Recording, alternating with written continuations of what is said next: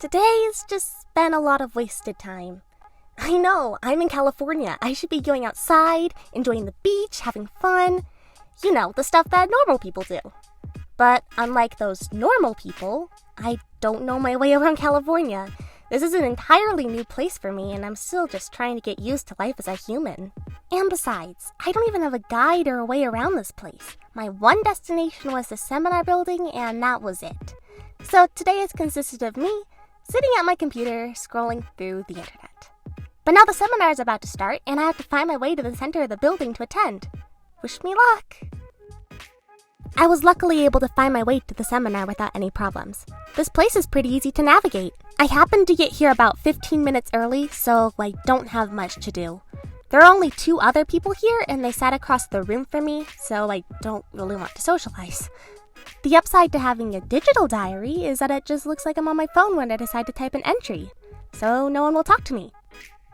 Hopefully. Oh, now more people are filling the room. I'm guessing the seminar is about to start soon, so I'd better put my phone away. I'll keep you updated on how everything went. I just learned a lot.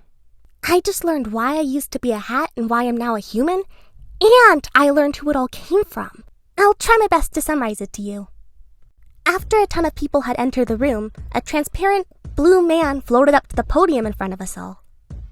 I am the Kettle Ghost! After a few moments of awkward silence, he continued. Welcome to the Summertime Supernatural Seminar! I'm so glad to see you all here. It seems as if my threatening letter worked. I can tell she also thought the letter was trying too hard. Kettle Ghost decided to ignore the girl and instead continued with his story. Now, I know all about you all, but you don't know anything about me. Get ready for mind-bending, hair-raising story!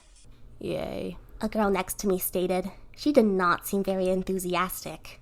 Now, before I was a ghost, I was actually a human. Kettle Ghost stood there waiting for gasps, but they didn't come. Anyway, as a human, I was a judge for my town. Yes, back then, all towns had judges. I would decide what was right and what was wrong and what was right, and imprison those who were doing wrong. But some people didn't like this system. One night, one of those people snuck into my kitchen as I was upstairs in my study.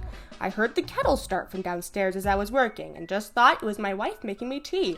Little did I know, it was a criminal trying to poison me! By the time I headed downstairs, he was gone, but a nice cup of tea was sitting on the table.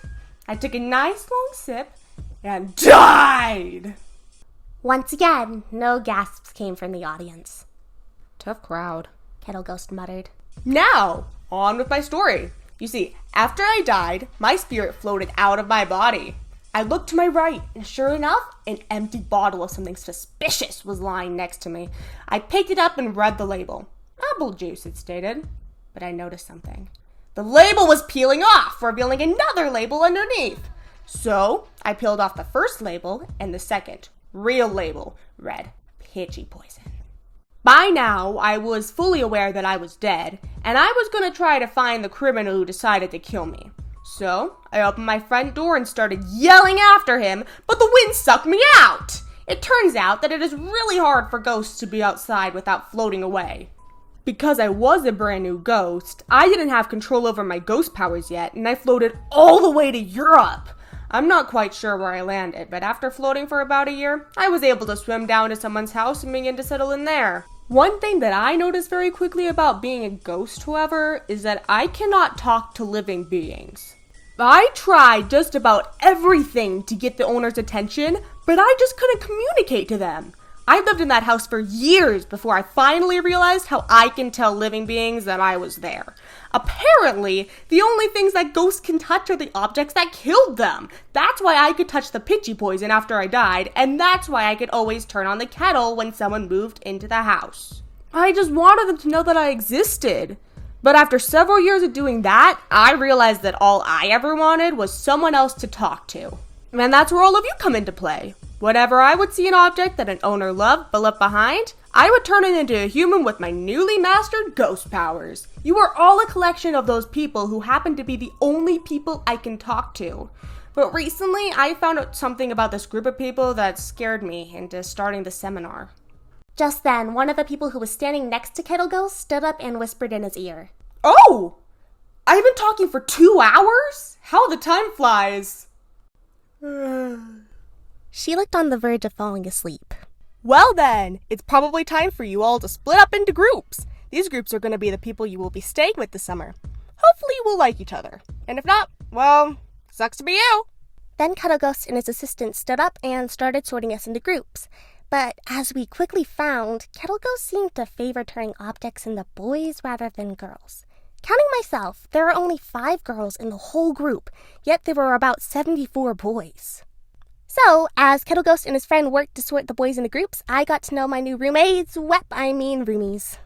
Come on, that was a funny joke. Or not.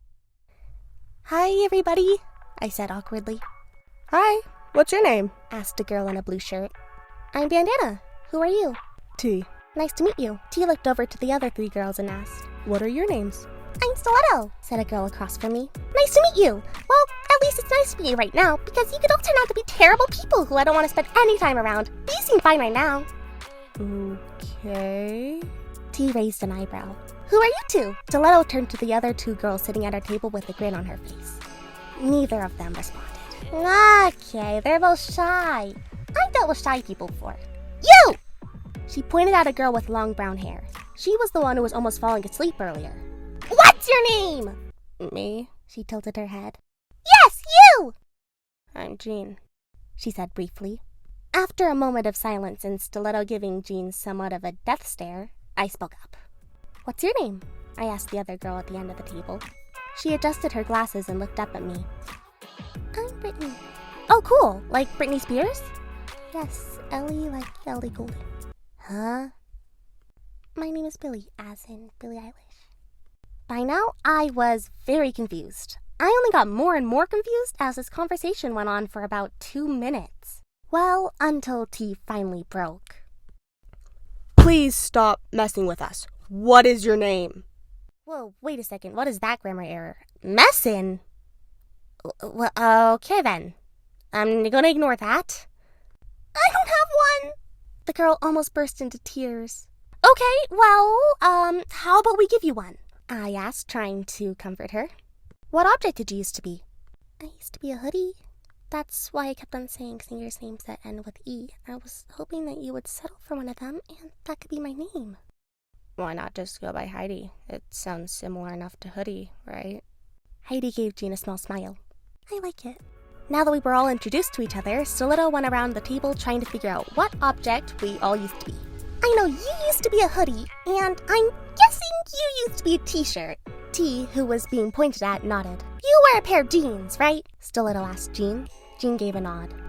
And you wear a bandana? Bandana hat, I corrected. Corrected it? What in the... Yep, that's being ignored as well. After establishing that, Kettle Ghost had finished sorting all the boys into groups. He stood in front of all of us and said, Okay, you could all go to your rooms now. Your room number is on your table. See you on Sunday. I looked at our table. Room 5. All of us got up and began walking towards our room. Luckily, I was still able to navigate this building easily, so it didn't take very long. And when we opened the door to our room, we were greeted by a pleasant surprise. The room was way nicer than the one I had stayed in yesterday. There were 2 floors, a full kitchen, and a full living room. It looked more like a house than a room, not gonna lie. As we explored, we found that each room was labeled with a little whiteboard that read our names, with the exception of Heidi, of course. My room was on the bottom floor, next to Jean's. T, Stiletto, and Heidi were upstairs. When I walked into my room, I was expecting it to be empty, but it was actually filled with everything from my room at home. Now I'm writing this on my bed, and I practically forgot I was here in California rather than my home. Anyways, I probably need to get to bed. I really hope that my roomies... Yeah, that's cringy. I'm gonna stop doing that. My roommates will learn to get along. We don't seem to have that much in common right now, so this could turn out interesting. I won't worry about it right now, though. Good night.